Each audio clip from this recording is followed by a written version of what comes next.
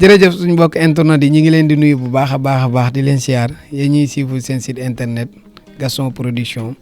mbokk yi ñu amaan mbégte ak contentement bu rëy tey ñu teewaat ci benn jàngat làmb boo xamante bi ni comme taxaw seetlu bi ñu doon def 10 mois nga xam ne yaakaar naa ne ayu bis yi la ñu génn wala 2 mois si ginnaaw amoon ngeen ko ci Gaston Production tey nag ñu dellu si waat fas yéene leen indilaat beneen taxaw seetlu ñu sant yàlla bu baax a baax di julli si yonante bi di santaat suñu ñaari waajur bu baax a baax di wax ne koor gi ñu dugg yàlla nañ ci dugg ak bisimilahi rahmaani rahim génn ci ak alhamdulilahi rabil alamin ndax weer wu sell la weer wu màgg la weer la woo boo xamante bi ni yërmande ji bari na ci lool weer la boo xamante bi ni njéggal gi bari na ci weer la boo xamante bi ni weeru promotion la bu ñëwee ñëpp dañuy njëkkante ngir def lu baax di julli ay rakka di naafila di def lépp loo xamante bi ni boo ko defee am nga yaqin bu wér ka ne suñu borom dina la jéggal say bàkkaar dina la tàggaleeg ci yenn ñaawteef yi nga xamante bi ni passé na si doomu aadama parce que ñun ñëpp si yam kenn ku si nekk des fois nga def loo xamante bi ni da ngay wéet toog sa ruku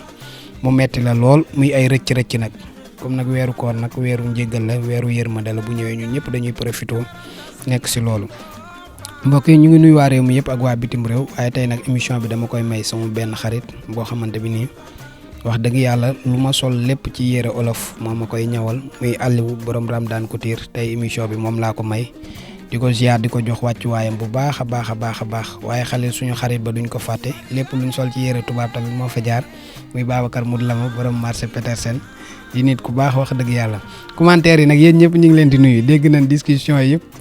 yéen da ngeen ñuy wéttali macha allah buñ toogee suñu nekk dañuy pause vidéo bi sax dugg ci commentaire yi lépp loo xamante bi nii wax ngeen ko ci commentaire yi moo xam lu positif wala lu négatif lépp macha allah ñu ngi koy dégg bu baax a baax parce que tamit kiy wax kiy déglooy mbokkam waaye ki nga xamante bi nii mbokk yi da ngay dem stade mu yëkkati yére ñaw ba mu jekk ak ñaw ni mu seere ak tissu ni mu seere yëkkati jox la ci xol bu sedd guyu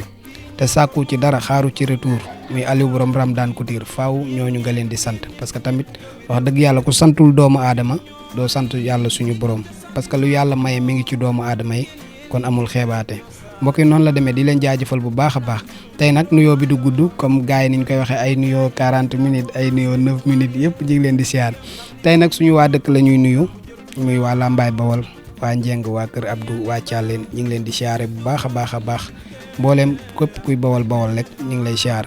comme dañoo bokk ci ñaari côté aussi tamit fi ñu doon jànge daara muy ñii bi Lambaay dëkkub Serigne Aliou Diouf Lambaay ñu ngi leen di siyaare bu baax a baax di leen jox seen wàccuwaay mbokk yi tey taxaw seetlu bi ñuy njëkk a def mooy si Balla Gaye numéro 2 ak Ama Baldé seen dernier interview yi nga xamante bi ni def nañ ko si Lutte TV bi suñu confrère Lamine Seck moo ko jël di Balla Gaye numéro 2 beneen bi ki ko jël mooy Bokar Ndour di Ama Baldé waaye xalil bala ñoo ñëw si Balla Gaye numéro 2 dañuy def taxaw seetlu si Ama Baldé si interview am boobu nga xam ne depuis ba mu blessé ba dugal certificat médical boobu ba tey kenn déggul Ama Baldé biñ jotee comme information kane wér na mi ngi waaj a dugal certificat de guérison ba tey kenn déggul Ama Baldé promoteur bi aussi tamit di Ibrahima Diop njiital Kajoor production ñu ngi koy ñaanal gudd fan ak wér-gu-yaram li mu bëgg lépp moo ko xam yàlla na ko yàlla defal moom tamit dégguñu ko woon ba def na sorti démb ci Fadam Tour kon ñoom ñëpp ñu ngi leen di jaajëfal bu baax a baax sorti Ama Baldé bi nag duñ def lu dul di ko rafetlu wala man boog du ma def lu dul di ko rafetlu parce que bu fekkoon ne am na ci ay critique wala am na ci lu ma neexut am naa droit yëkkati sama micro wax ci li ma neexut parce que làmb lañ bokk lenn laa xam ne awma droit wax ko ci Ama Baldé mooy dugg ci vie privée am parce que loolu moom ak ay mbokkam lañ amuñu ci benn droit buñ ko waxee aussi tamit lu ñu ci fekk lu nekk rek ñu ñootuñ suñ bopp waaye li nga xamante bi nii mooy làmb wuute gis-gis moo waral marchandise di jar saa bu ñu wuutee gis-gis moo xam ci lu mu wax la wala lu nekk ci làmb wala lu CNG bi def wala lu ménager bi def wala lu reporter bi def wala keneen ak keneen dinañ ñëw joxe ci suñ contribution parce que yooyu tamit mënul ñàkk interview bi Khalil nekk na interview boo xamante bi nii defar na lu bëree muy interview bi nga xamante bi ni moom la Ama Baldé def ci Bokar Ndour muy ndogu mbër ñuy féliciter Bokar aussi tamit bu baax a baax parce que tamit loolu la ñu soxla ci làmb gars yi dañuy jekk saay amateurs yi waa diaspora yi bi yëpp gis koo xamante bi ni dafa raar coow li bëri lool kenn mënu koo dégg nga fexe ci sa professionnel nga fexe ci sa xarañte ba andil kooku amateur yi teg ko ci table ji mu mën a wax ak sénégalais yi parce que ñëpp dañ koo namoon macha allah boo gisee interview bi ni ñu ko seetaanee nga xam ne namoon nañ ki nga xamante bi ni mooy Ama Baldé li tax ma ne la defar na lu bëri nag coow li dafa bëri woon jëli woon nañ suñu papa dégool Khalil ñoo àndoon nga gis aussi tamit mu wax ci wax ju rafet a rafet ci 200% Pikine bi ban laaj ko ci combat Ama Baldé ak Modou Lo boobu Boy Niang jëlagul Modou Lo mu ne ñun lu Ama Baldé nekk dañuy toog di xaar ba keroog làmb ji ñor wax ca wax ju rafet aussi tamit ma jëli Boy Niang numéro 2 bi mu daanee Balla Gaye numéro 2 ma laaj ko ci digganteem ak Ama Baldé mu wax ci aussi tamit wax ju rafet coow li nag bari woon na après nga dégg nga Cheikh Niang sama xarit borom série lu mu guddi fii laay du fa dem fii laay toog borom du ma dem wax dëgg yàlla ñu koy ziar bu baax a baax ma koy jaawale lu mu guddi lu mu lëndëm bukki forbey loolu gànn moo fa jaar waaye Cheikh Niang aussi tamit ñu dégg ko moom tamit mu def ci interview macha allah ñu gis aussi tamit Pape Sarr gis Tafa Kandji gis Malick Ndiaye 37 fu gis Père de Gaulle gis Zir Baldé magi Pikine ak grand Pikine ak supporteri Pikine kenn ku nekk génn jaar fenn am na si ñoo xamante bi ni nag ñi ngi wax luy defar duñ tudd turu kenn waaye am na si ñoo xamante bi ni nag la ñuy wax weñ bu ca tag tee boobu ba léegi nag ndayu mbili gi génnul ndayu mbili gi génn na muy Ama Baldé dégg ngeen li mu wax ci digganteem ak Boy Niang numéro 2 dégg ngeen li mu wax ci digganteem ak waa Pikine Ama Baldé lii lan lañuy xaar si yow li tax ma ne la lii la ñuy xaar si yow interview yombul communication yombul muy man di sama morom des fois Modou Anta mën naa wax fukk te fukk yi mu wax yëpp benn moo ci baax yeneen yi ci des yëpp ay catastrophe la waaye nag incident wu làmmeñ ñi ngi ñaan suñu borom yàlla nañu ci jéggal bu baax a baax li tax ma ne lii la ñuy xaar ci moom tension bi dafa tolloon foo xamante bi nii Ama Baldé interview am bii mu def bu aman neneen nu mu waxee rek coow mën naa des biir Pikine ba tey bu aman nenn nu mu waxee rek coow mën naa des biir Pikine te bu boobaa suñ mbokk journaliste yi tamit dinañ xëy jëlaat seen micro ñu teguwaat ci terrain bi dem jëli kenn ku nekk na li Ama Baldé wax loo ci xam li Ama Baldé wax loo ci xam affaire bi gën a exagéré di gën a yéeg niveau bi gën a yéeg kon yaakaar naa ne bu ñëwee def interview boo xamante bi ni communication bien dañ ko ci sant bu baax a baax di ko gërëm Ama Baldé mën na bëri ak Modou Lo kenn xamul parce que ñun ñëpp ñi ngi ci Ama Baldé mën na njëkk a bëri ak Modou Lo Boy Niang mën na njëkk a bëri ak Modou Lo mais lu ci man di am rek na rafet gi moo ci ëpp solo Ama Baldé dama déggante ak moom mu ne ma man Modou Anta jaam laa bu xeebu lu yàlla suñu boroom dogal ci man neex na ma man yàkkamtiw ma sama àdduna boobu laa xam ne Ama mii nit la te ba may dégganteeg moom boobu daf fekk ma ko doon demander interview mu am si lu mu nekkoon boobu defagul interview bi te yaakaar naa ne lam waxante woon ak man loolu la waxaat Bocar Lutte TV wala loolu la wax ci interview bi jaam bu xeebu la mayuma sama bopp lu ma yàlla may damay jël nangu naa dogal bu baax a baax man gëm naa ne li may def mën naa ko gëm naa ne doomu mbër laa gëm naa ne sama papa nekk na champion dégg na lu nekk ci làmb te kenn mësu koo xeeb mu dund ci ngor ci dignité ci fayda muy suñu papa Falaye Baldé ba yàlla jël ko mu wuy ji boroomam ñu koy ñaanal yàlla na ko yàlla xare àjjana moom ak suñu papa Boy Bambara Doubalès ak mboolem ancien gloire ak mboolem espoiru làmb ak mboolem képp koo xamante bi ni nekkoon na ci làmb ak hors làmb ba génn àdduna ñu lay ñaanal ci weeru koor wi yàlla na la yàlla xare àjjana ak sama xarit ba Assane Diop papa Yadda ñu koy ñaanal yàlla na ko yàlla xare àjjana ci barke weeru koor wi ba léegi moom tamit maa ngi dégganteeg yaayam muy maman Ami Sène bërki démb rek vocal na ma macha allah ñu koy jaajëfalaat bu baax a baax léegi interview bi noonu rek la mën a demee parce que Ama am na nu mu doon waxee day xaw a doy waar li tax day xaw a doy waar tension bi commencé woon na di yéeg am na ñu génn ne Ama mooy bëri ak Modou Lo am na ñu génn ne Boy Niang mooy bëri ak Modou Lo yooyu yëpp benn la reer julli la ak julli reer taxul reer mucc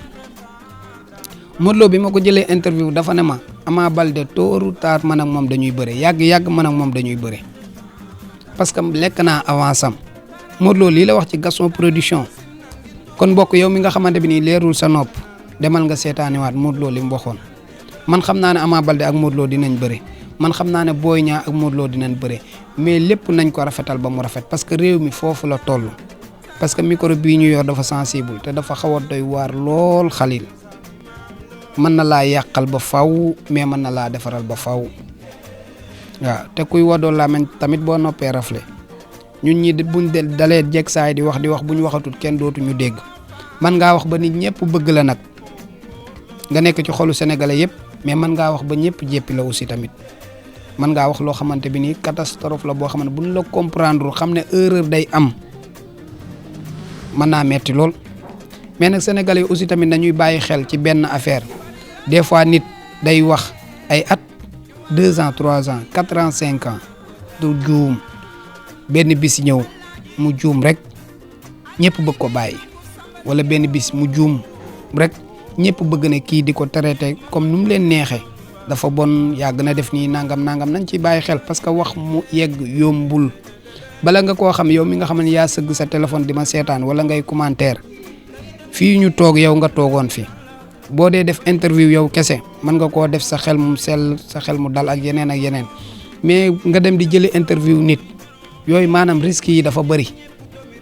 yàlla nag moo lay suturaal ba nga dem def sa émission ci bisimilahi rahmaani rahim yeggal ko ci alhamdulilahi rabbil alamin noonu kese la mën a demee Ama Baldé mbokk yi mi ngi gëj a bëre 2018 moom ak Papa Sow la gëj a bëre 2018 boobu ba léegi bëriwul ñaata at moo fi dox te boobu ba tey kenn déggu ko ci affaire u ñàkk fayda kenn déggu ko mu ne moo dem fee cuub drapeau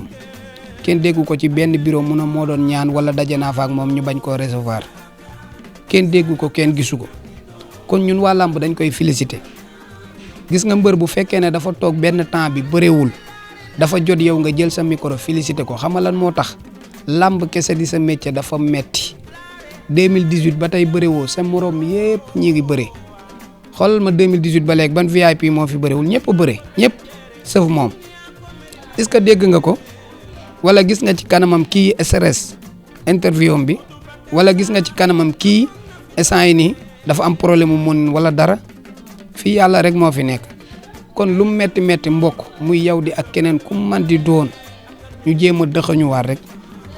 jéem a gëmaat suñu bopp rek bañ a cuub suñu drapeau benn yoon parce que nekk na loo xamante bi nii saa bu fekkee ne dafa metti nga cuub sa drapeau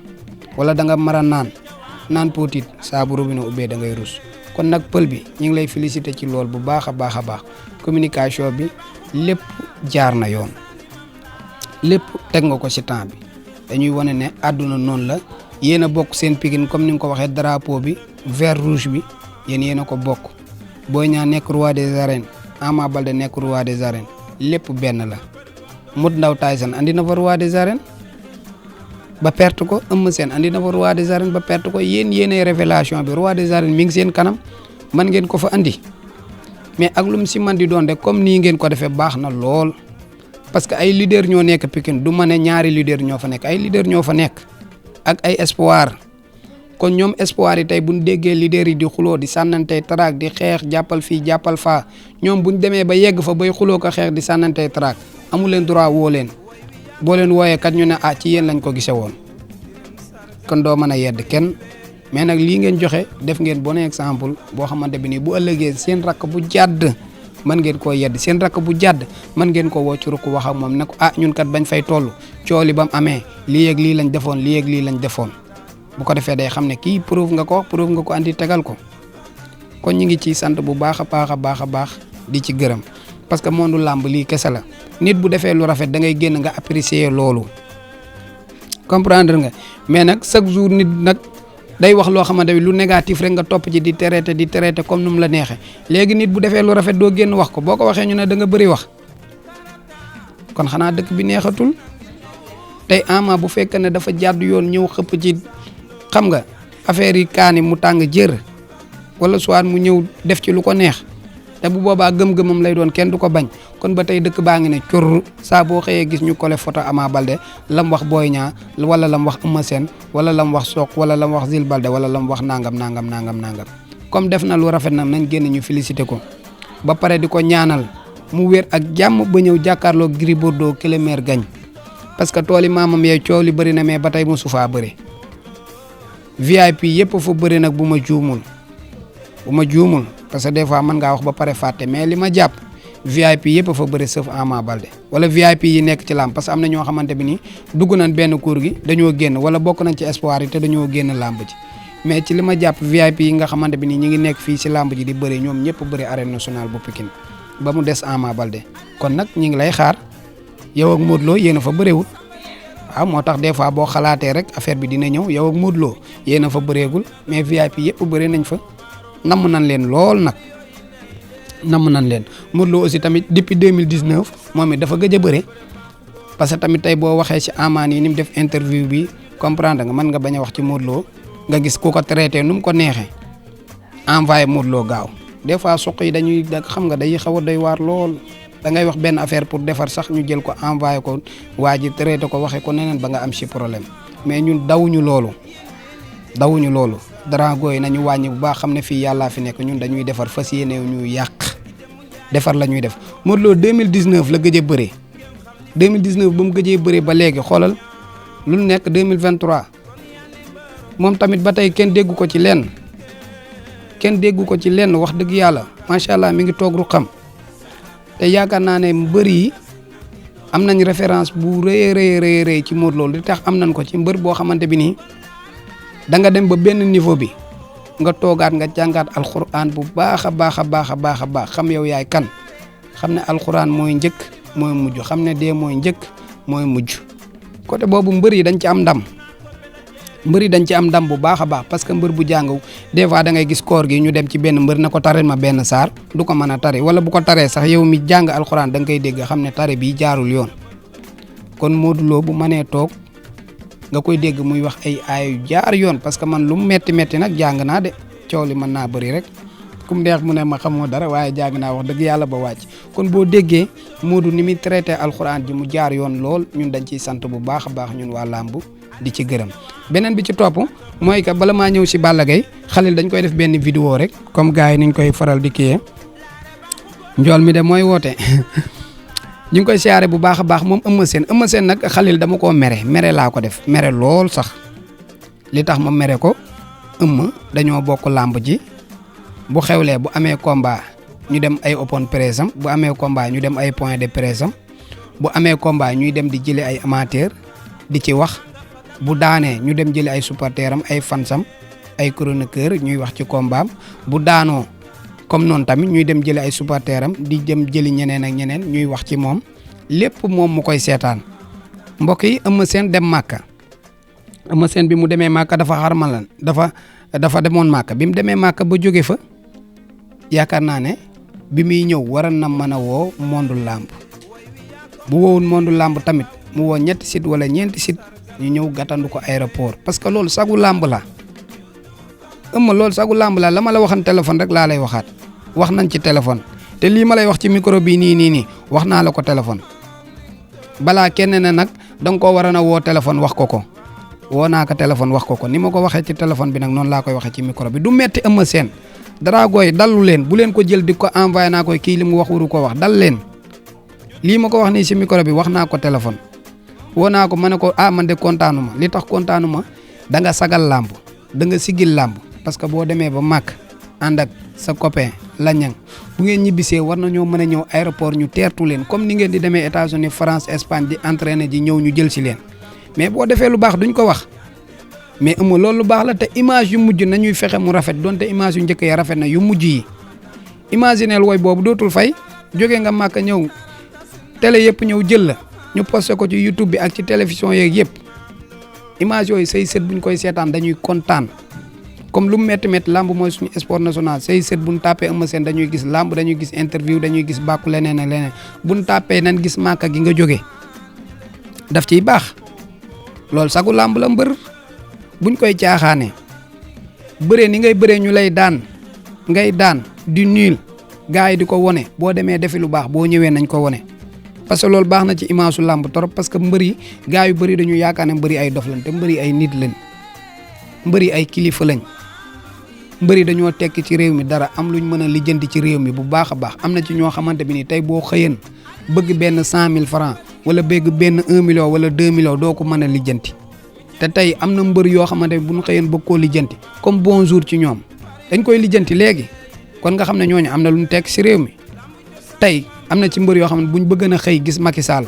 da leen di yomb am na ci ñooñ nag seen image mayagu leen ko buñ ko bëgg a gis day jafe parce que wax day leer mais am na ci ñoo xamante bi ni buñ ko bëgg a gis day yomb mën nañoo yóbbaale mbër yëpp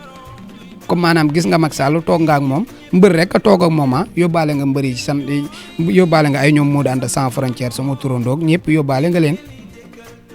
wax dëgg yàlla loolu rafet na lool kon mbër yi am na loo xamante bi ni tekk nañ ko ci réew bi champion loolu bu mu la dalati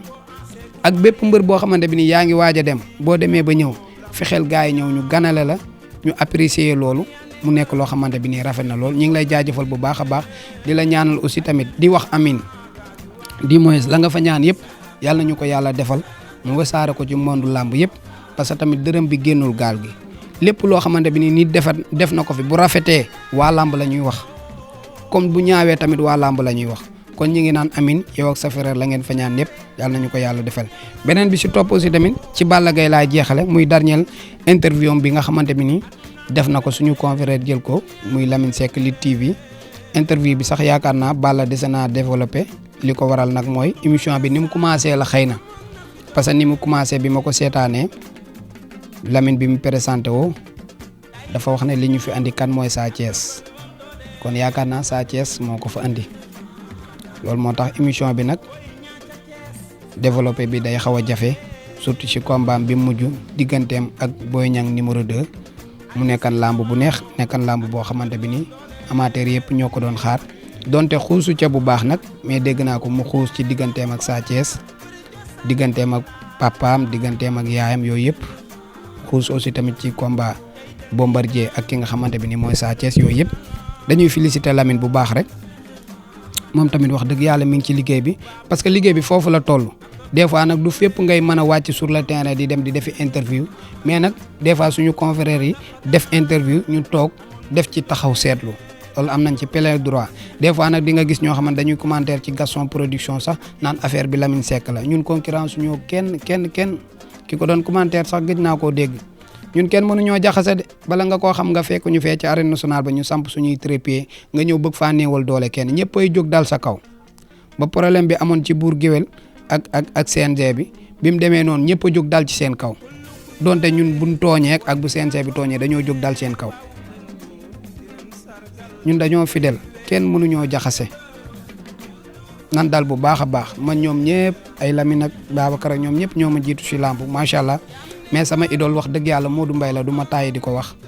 macha allah mu nekk nit ku baax aussi tamit comme ay Lamine ak ñoom Babacar ñoom ñëpp yeneen gars yi ay ñoom jiileeg sama frère Serigne ak ñoom Siteu macha allah ñoom ñëpp ñu nekk ay nit ku baax mais kenn ku nekk liggéey bi ngay liggéey am nga droit jël ne kii mooy sama idole mu nekk sama idole boo xamante bi ni yàgg naa ko seetaan depuis ba may nekk daara ja gis ay qualité ci moom gis ay quantité ci moom gis yu baax ci moom gis professionnel aussi tamit ci moom mu man liggéey bi loolu moom Modou Mbaye di ko ñaanal am na ko yàlla defal li mu bëgg lépp macha allah mu nekk nit ku baax man yaakaar naa ne ñi mujjee ñëw ci làmb ci laa bokk parce que 2019 wala fin 2019 presque 2020 bi laa ñëw ci làmb njëkk a yor micro di wàcc ci liggéey bi kon bu ma ci mënee dem bu doon làmb 100 personnes lan bu ma ci 5 personnes xamee rek maa ngi ciy sant yàlla bu baax a baax a baax waaye interview Balla Gaye bi aussi tamit duñ def lu dul di ko rafetlu gis nañ lépp ci fereeram la gën a xuus yaakaar naa ne foofu la ñu yëkkatee jotaay bi ci fereeram la gën a xuus si digganteem ak papaam si digganteem ak yaayam si yooyu la gën a xuus digganteem ak Boy Niang aussi tamit wax na ci mais waxu ci lu bari développé wu ci lu bari xëy na loolu tamit póotum biir néeg la ñu ngi ko ciy jaajëfal bu baax a baax a baax moom Balla Gaye numéro 2. andi na ay leeral aussi tamit parce que dafa am ay nit yu génnoon ne Balla Gaye numéro 2 du bëri ak Eumeu Sène dafa am ay nit yu génnoon ne waajuñu combat ak Eumeu Sène moo xam kum si man di doon tudduñu benn tur nag kuñ ko envoyé nga yaakaar ne yow la tamit tudduñu tur parce que mu leer comme làmb léegi dafa metti li tax ma ciy insisté làmb dafa metti léegi yéen ñi commentaire wala yéen ñi nekk États-Unis wala fu mu mën di doon du ngeen mën a xam waaye ñun ñi nekk fii dañuy xam parce que des fois yooyu daf ñuy dal des fois. Balla Gaye 2 andi na ci ay leeral nee na mi ngi waaj combat ak Eumeu Sène le 30 juillet kon Gaston Production aussi tamit ñi ngi waaj combat Balla Gaye numéro 2 ak Eumeu Sène le 30 juillet comme Balla Gaye numéro 2 moo wax keneen ku mën di waxateet yow sa wax day xaar. comme mbër bi mi ngi waaj la 30 juillet rek ñun ñi ngi ànd ak moom di waaj la 30 juillet ba keroog ñu fay àgg wala ba kere ñuy gis leneen di ko jaajëfalaat bu baax a baax a baax a baax moom Balla Gaye numéro 2 wax dëgg yàlla moom tamit comme li ñuy wax ci yeneen bëri rek la ñuy wax ci moom defoon naa fi benn interview ci moom ak ñàkk a déggoo am ci wax dëgg yàlla mu woo ma téléphone te bu ko neexan du ma woo de woo ma téléphone pendant 18 minutes wala lu ko ëpp ñu waxtaan ci lu yaatoo yaatu mu ne ma ñoo bokk làmb ji lii ak lii bu amee lii ak lii bu amee am nga droit yëkkati sa téléphone woo ma lu bëree bëri mu leer nañ maanaam ñuy bokk teen ñooy laxasoo ay goj kon dañ koy féliciter ci lool bu baax a baax bu ko neexan wala bu déggan ay wax ak yeneen mën na koo topp ci beneen côté wala mu mer ci wala nangam parce que tamit moom professionnel la dugg na ci làmb 2005 ba 2023 mosul yàq làmb mosu cee def luñ koy xeebe kon yaakaar naa benn xale bu ndaw du ñëw Modou Anta wax ci yow benn affaire rek ngay mer ak di tëbaka dal ak nangam la mu def mooy affaire professionnel mooy affaire kilifa yëkkati sa téléphone xeeboo Modou Anta woo Modou Anta waxtaan ak moom ci lu bëree ba mu waxtaanee ak man tamit dégg naa ko bu baax a baax kon làmb lii kese la mbokk yi yaakaar naa ne lii la woon waaye tamit di leen jox rendez-vous incha allahu rabbi léegi ci kanam ci diggante Sa Thiès ak Reug Reug ca fële ca Walfadjri yaakaar naa ne ñu war a def seen dernier face to face tey wax ak seen i supporters wax ak seen i fans wax ak ñi nga xamante bi nii ñooy promoteur bi mooy loolu moo leen lié ak promoteur bi muy dernier face to face bi fële ca Walfadjri lay amee incha allahu rabbi après dog bi ñu fay jox ñëpp rendez-vous waaye mbokk yi la 14 mai tamit bu leen ko fàtte mooy journée bu mag bi d'ailleurs incha allahu rabbi lundi ak jàmm dinañ commencé ci promotion wu la 14 mai ci diggante Franc ak Forza ci diggante Serigne Ndiaye numéro 2 ak xale bi nga xamante bi nii mooy Eumeu Sène Junior ci diggante Doudou Sané ak Ablaye Ndiaye ak déggal ma ne Ablaye Ndiaye copain Ablaye Ndiaye moo ma sonal damay woo rek naa may Ablaye Ndiaye ak Ablaye Diop yaakaar naa ne combat boobu taxaw na wala presque léegi mu taxaw mbokk yi nag yéen ñi may woo ñëpp pour naa may fexeel sama mbër bi bëre ci Gaston Production man bu fekkee ne maay taxawal combat yi xam nga kan laa njëkk a jox combat ci Gaston Production Modou Anta sama turandoo parce que tamit coow li mën naa bëri lool waaye ku ma ci xool ku nekk wala ku ma ci mere tamit di nga gën a mer parce que bu ma sañan léegi mu daan Modou Lo nekk roi des arènes loolu sañ naa ko ñaan bu ma sañan léegi mu bëreeg Modou Lo daan ko nekk roi des arènes parce que mooy sama sak moo ma xool ba ma neex ko xaw ma yan qualité la gis ci man te xam naa ne man baaxuma mu boole li ko neexal li ko naqari tuddee ma boppam amaat na combat le 10 juin Fallou Ndiaye moo ko tëgg di ko ñaanal yàlla may ko ndam lu sedd guy ci kaw adversaire am kon mbokk yi yaakaar naa ne noonu la demee dañ leen di jox di daje rek ba beneen yoon ci Gaston Production Khalil jërëjëf